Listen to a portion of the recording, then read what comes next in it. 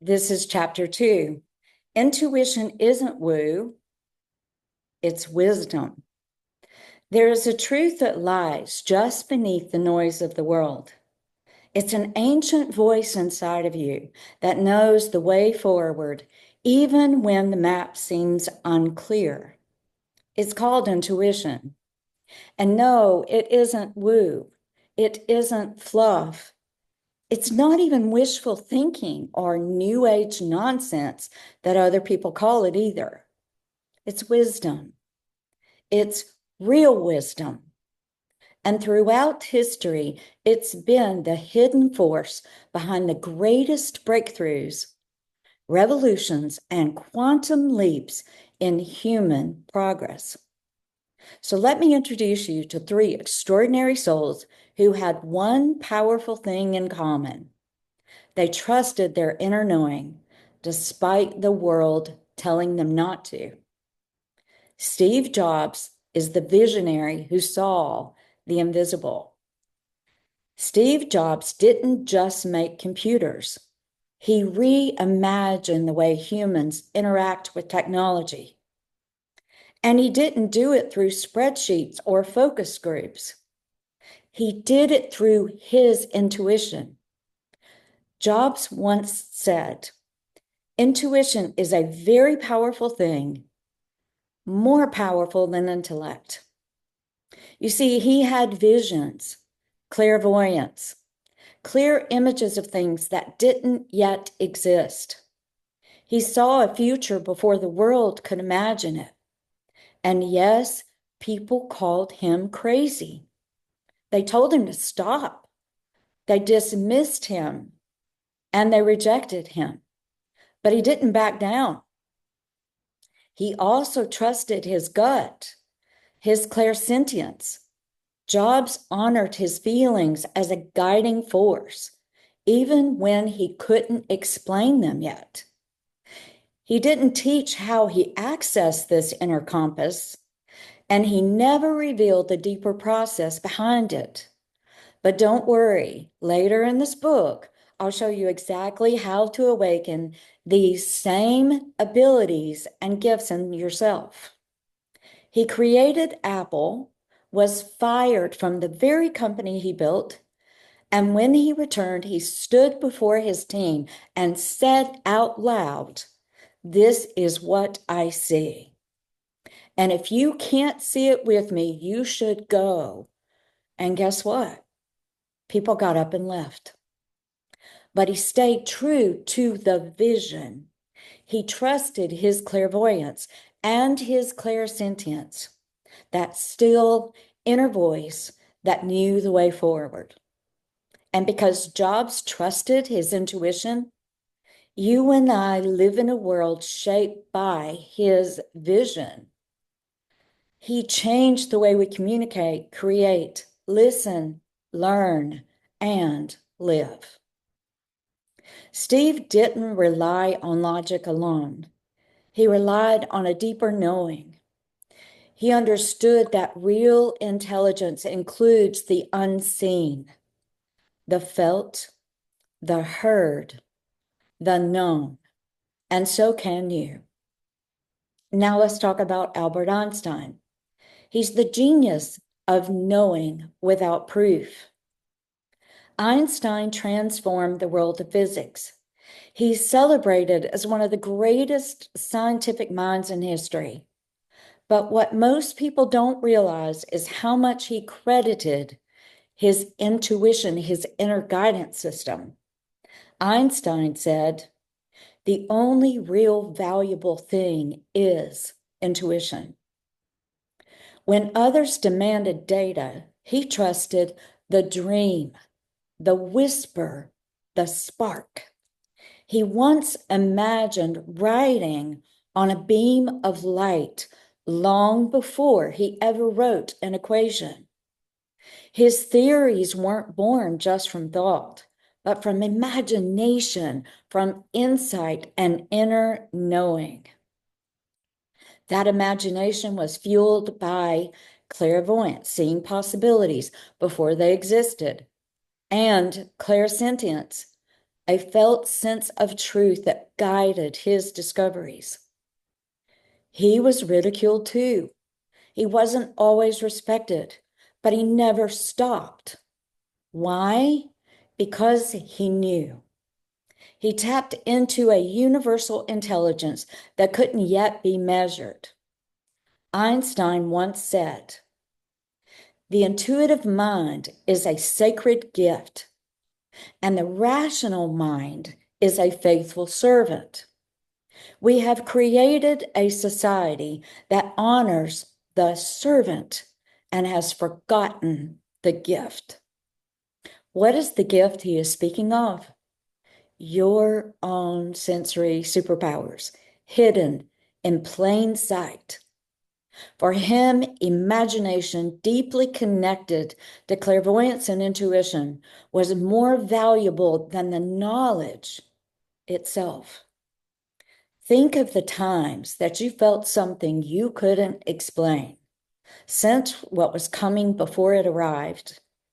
You dreamed of something that revealed truth.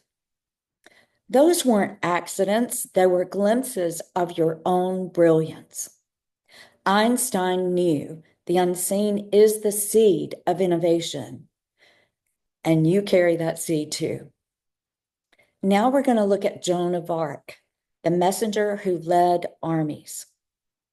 Joan of Arc was a teenage peasant girl. She wasn't royalty. She wasn't a scholar. She couldn't read or write, but didn't need to. She relied on something far greater, her sensory superpowers. Joan's clairaudience was undeniable. She heard voices, which were divine messages that spoke with authority and clarity. Saints Michael, Catherine, and Margaret called her to act. Alongside that, she experienced clairvoyance, visions that revealed her mission and showed her what to do.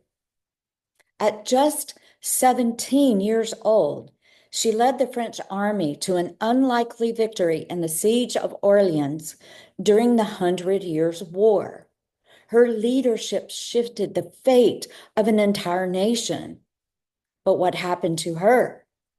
She was condemned, imprisoned, called a heretic, and burned alive at the age of 19 for the very gifts that saved her people.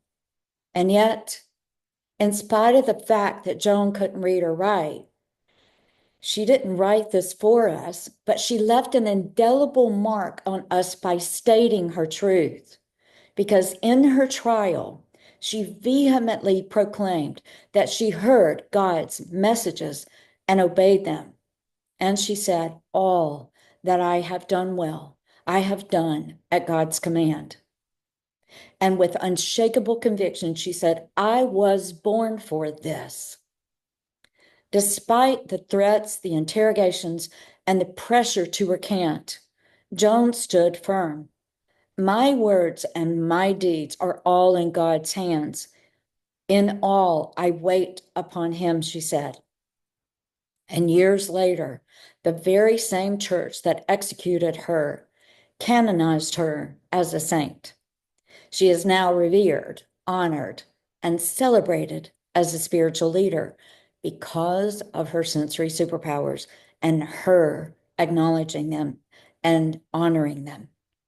You see, Joan didn't wait for permission. She didn't ask for validation. She followed the call within her, and that changed everything. You, since you are here now and you are listening to this, you also have a call within you as well. And you'll learn more about that in this book. The thread that unites these three, Steve, Albert, and Joan. Different centuries, different callings, different worlds. And yet they are united by one thing. They trusted their intuition, which is their inner guidance system that they receive information through the five senses, which is your sensory superpowers. But it wasn't just intuition in some vague sense. It was their sensory superpowers the very same ones that you carry inside of you. Jobs leaned on clairvoyance, seeing the future in vivid images, and clairsentience, honoring the gut feelings that led him to revolutionize technology.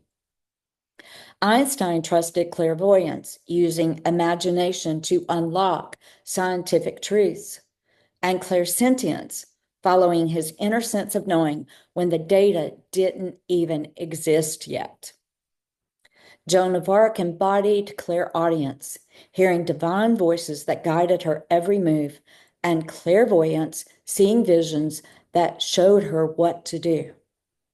They were not magicians. They weren't chosen instead of you. They were chosen because they chose to listen. And the same abilities live inside of you. You may not be leading armies, creating theories of relativity, or designing the iPhone, but your gifts and your abilities are no less real, no less powerful, and no less necessary for your life and your purpose and to help mankind. When you uncover which of these sensory superpowers is strongest in you, clairvoyance, clairaudience, clairsentience, clairsent, or clairgustance, you begin the journey of living in alignment with your inner genius. This is where the miracles begin. Not in ignoring your gifts, not in dismissing them as imagination, but in honoring them just like Steve, Albert, and Joan did. Because when you choose to listen to your intuition through your senses, life opens. Doors appear where there were only walls. Ideas come.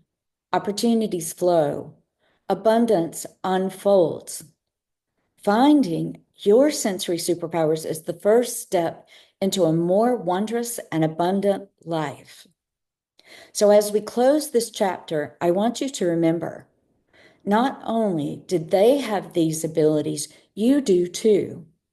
And the moment you begin to trust them, everything changes. So this is a good time to repeat after me. And you can say it aloud. My intuition is wisdom. My superpowers are real.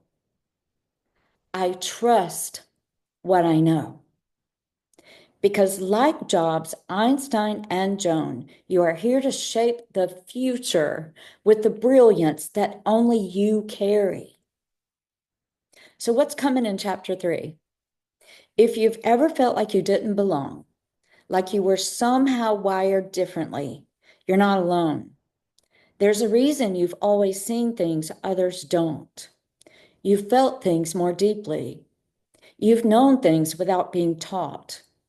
There's a reason you've wrestled with feeling so much, being too sensitive, or just too different. In the next chapter, I'll share a story of a man whose genius went unrecognized for most of his life, and how seeing him clearly changed everything for him and his wife. You may recognize parts of yourself in his story. You may finally understand why you felt like an outsider in the world that didn't know how to hold your abilities. Because here's the truth. You were never too much. You were never the problem. You were just ahead of your time.